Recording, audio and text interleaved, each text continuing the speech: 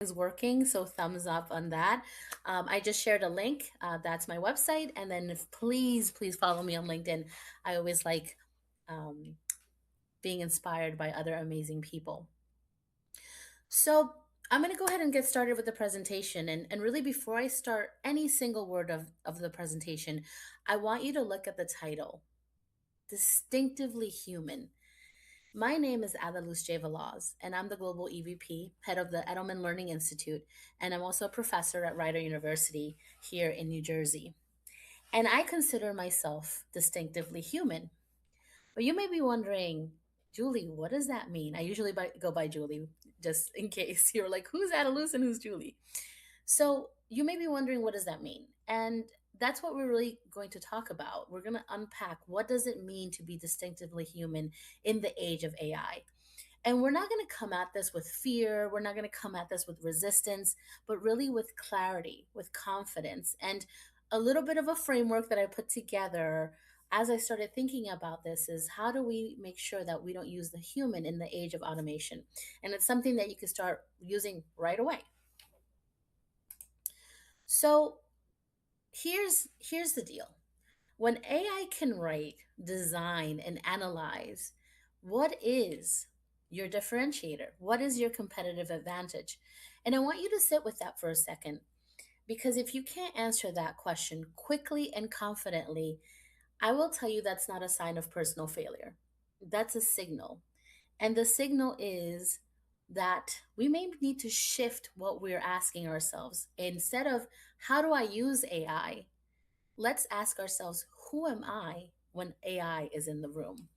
And that is a completely different question, because that question is talking about your competitive advantage, not your output, because AI has your output covered. But what is your advantage? Your advantage is your presence, your perspective, your people instincts. And that's what we're building and talking about today. And please feel free to use the chat. I would love for this to be a conversation. Now, I know what's on screen is a hard sentence to read, right?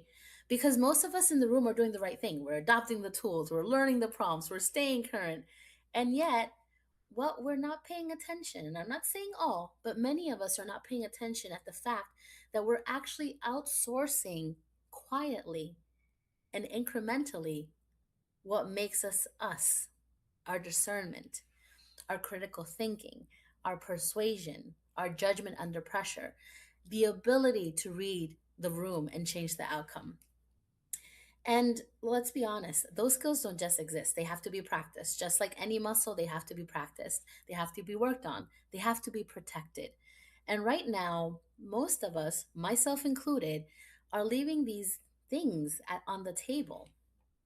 Now, let's talk about data, because I'm a data person and I don't talk about anything without having some kind of insight. So let's look at these percentages. 66%, right? KPMG surveyed 50,000 people across 47 countries.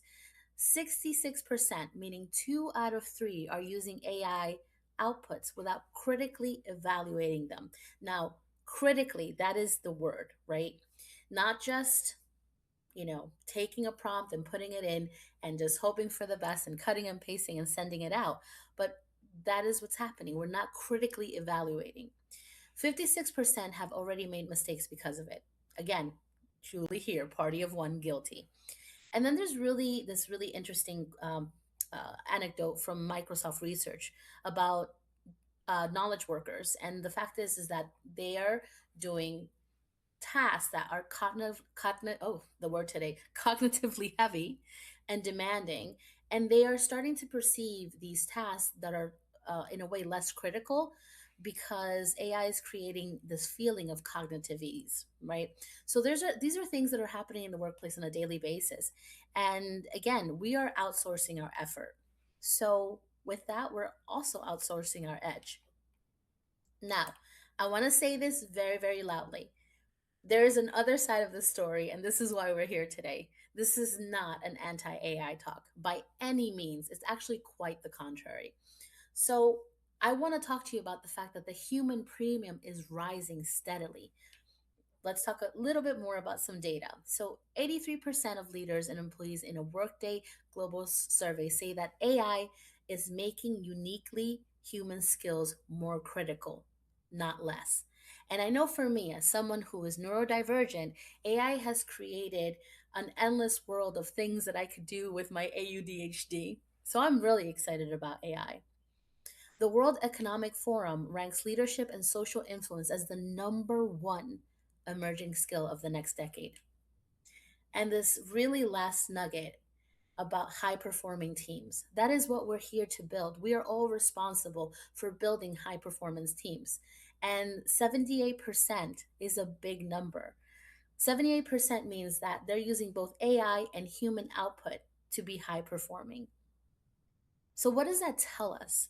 Is that the folks that win at the AI and human melding are the ones that understand that everything's going to be reshaped. And the humans that know how to work with the machine will lead the reshaping. So the human premium isn't going away, it's going up, which is great news. And a little more positive than what we've been hearing a lot, which is AI is going to take our jobs, right?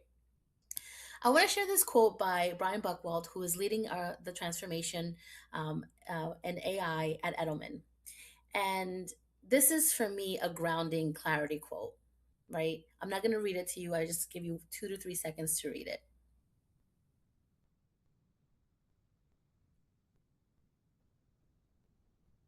Okay. And that for me keeps me grounded because it's true. The human will always be in the loop. So let's talk about this whole concept of distinctively human and what's at risk. I would say no one is going to be clutching pearls by seeing these three risks. But let's double click on it. Number one, decision making without depth, right? When we let AI make the call without bringing our own judgment to the table, we stop building the decision making muscles that make leadership demands possible.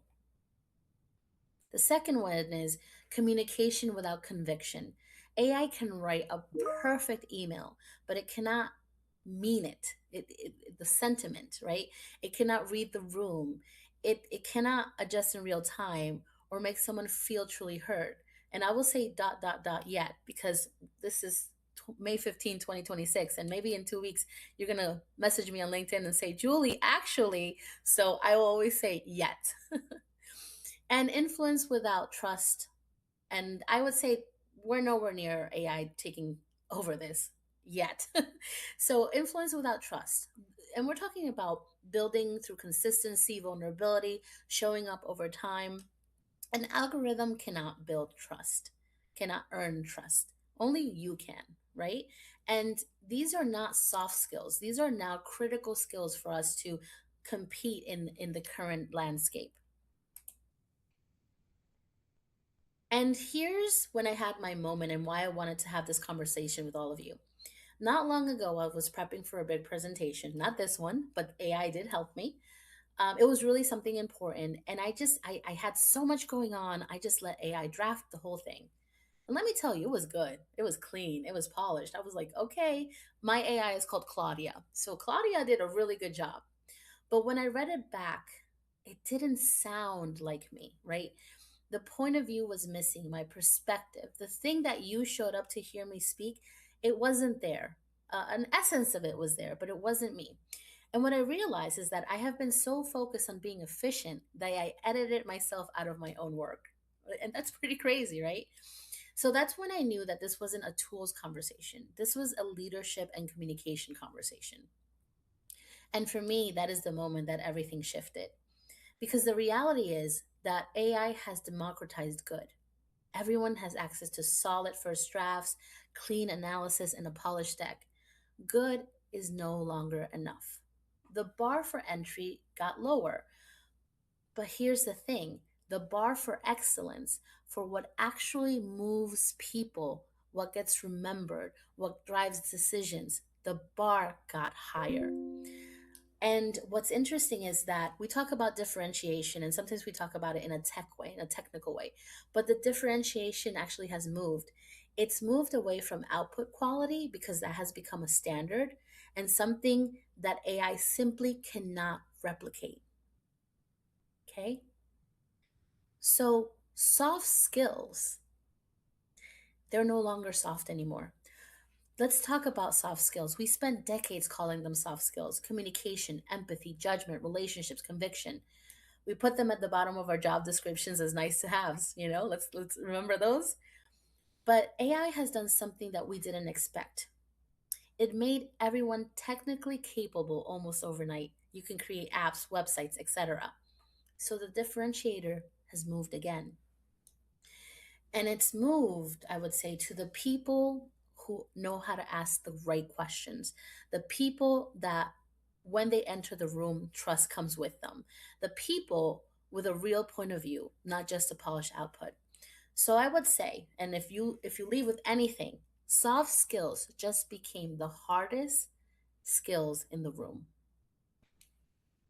So I said I would share with you a framework, and I build frameworks. It's what I do. It's how my brain thinks. As I shared, I'm neurodivergent. My brain is, I have AUDHD, so it's like half autism, half ADHD, and I get to play with AI all day. So I'm a happy camper.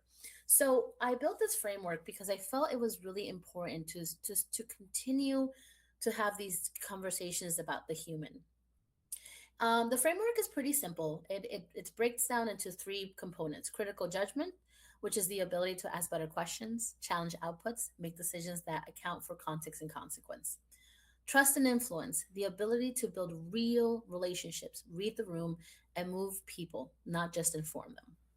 And the last is conviction. And this is a big one because the ability to stand for something, the ability to communicate with clarity and courage, even when the algorithm will play it safe, right? So these three pillars are what separates people who use AI from people who lead in the age of AI. So let's go a little bit deeper. So the first pillar is talking about critical judgment. AI is extraordinary at answering questions. It's not just extraordinary, but it's just not as extraordinary as asking them. So knowing which questions to ask that requires context, experience, ethical awareness and understanding of what you're actually trying to solve. And that is judgment. And how do we build judgment? Judgment is not built through practice. Judgment is built through practice, not just prompts. So every time you accept an AI answer without interrogating it, you're skipping a step. You are skipping the mental workout that builds your decision and your instinct. And critical judgment is not about being skeptical of AI, it's about being accountable for what you do with it. Okay? The next one is trust and influence. I want you to think about the most influential person you've worked with or worked for. What made them powerful? It wasn't their amazing PowerPoint that they may have done, it's how they made you feel, right? It was the way that they showed up when things were hard. That's what we remember. It's how people make us feel. So that trust, that influence, not today and not tomorrow and not in any roadmap that I know can AI get to that. So relationships are built through small, consistent human moments, and your job is to be present for those moments. We don't want to delegate humanity. Okay. The next one is about conviction. AI is articulate, remarkably so. I think it's made me more articulate. It will give you the right words, the right structure, the right tone every time. But what it cannot give you, it's that human point of view. Maybe even giving you that courage to say the thing that needs to be said in the room when there's something uncomfortable that needs to be said. Conviction is not a communication skill, it's a leadership skill. And the way that you work on conviction is by knowing who you are, where you stand, what you won't compromise, and why it matters. And as far as I know, we're not there yet with AI. So, how does this balance work? So, let me reframe this a little bit for you. I want to leave you with this: AI is not your competition, AI is your baseline. Let it draft, let it analyze, let it prep, let it generate. That is what is extraordinary at. What you bring is the edge. You judge whether the output is right, you connect with the human on the other side, you make the call, you lead the room. And Many of us have started fighting with AI and started pairing with it, and you do become exponentially more powerful than either of you alone. And that's not a threat, that's an upgrade. And for the leaders in the room, I want you to remember that you have a responsibility that no AI shares. You are not just hired to produce outputs. You are hired to lead people, to make judgment calls in ambiguity, to build cultures where humans can do their best work, to show up when things are hard, and to hold the line. None of that is AI's job, and it's not in the job's description. So when you feel the pressure to be faster, more automated, more optimized, remember what you were actually hired to do. Simply lead. So I'll leave you with some homework because I'm a professor and everybody needs homework. I want you to reclaim one decision this week. Where have you stopped asking why? Where has polish replaced your point of view? Where is efficiency costing you presence? That is your homework. Because at the end of this, we are the ones that are doing the input and driving AI to give us what we need. I've heard this many, many times, garbage in, garbage out. So being critical is going to be exponentially vital for you to work with AI properly. And lastly, I say this to my team: AI sets the floor, but you set the ceiling. Every person in your industry now has access to the same tools, the same speed, the same starting point, but you set the ceiling. You have your own judgment, your relationships, your conviction, your humanity. That is the ceiling, and it's absolutely limitless.